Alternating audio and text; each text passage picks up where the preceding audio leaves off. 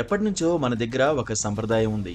మేనరికం పేరుతో బావా మరదలు లేదంటే మావయ్య కజిన్స్తో పెళ్లిళ్ళు జరిపిస్తుంటారు.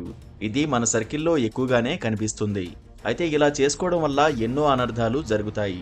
దీన్ని కాన్సాంగ్వినిటీ అని పిలుస్తారు. కాన్సాంగ్వినిటీ అంటే రక్త సంబంధం, దగ్గర బంధువులను వివాహం చేసుకోవడం. ఈ తరహా పెళ్లిళ్ళు భారత్లో సుమారు 13.6% జరుగుతున్నాయి. సౌత్ ఇండియాలో అత్యధికంగా 53% ఇలాంటి వివాహాలే జరుగుతున్నాయని లెక్కలు చెబుతున్నాయి. మరీ ముఖ్యంగా దక్షిణ భారతదేశంలోని గ్రామీణ ప్రాంతాల్లో ఎక్కువగా ఇలాంటి పెళ్లిళ్ళు జరుగుతున్నాయి.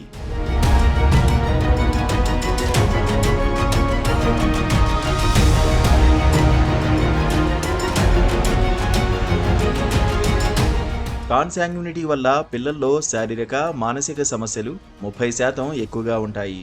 ఈ తరహా జంటలకు పుట్టిన పిల్లలు మానసికంగా, శారీరకంగా ఎదగడం ఆలస్యమవుతుంది.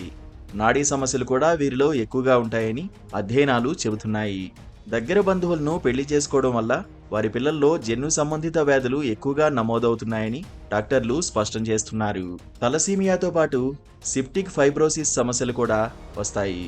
సిప్టిక్ ఫైబ్రోసిస్ వ్యాధి ఊపిరితిత్తులకు సంబంధించిన డిసీజ్. ఇక ఈ తరహా పెళ్లిళ్లు చేసుకున్న వారి పిల్లలు చిన్నతనంలో మరణించే అవకాశాలు కూడా ఉన్నాయి. నవజాత శిశువు మరణాలు కూడా ఎక్కువేనని వైద్య నిపుణులు హెచ్చరిస్తున్నారు. ఇక గర్భస్రావాల ఛాన్సులు కూడా అధికంగా ఉంటాయి.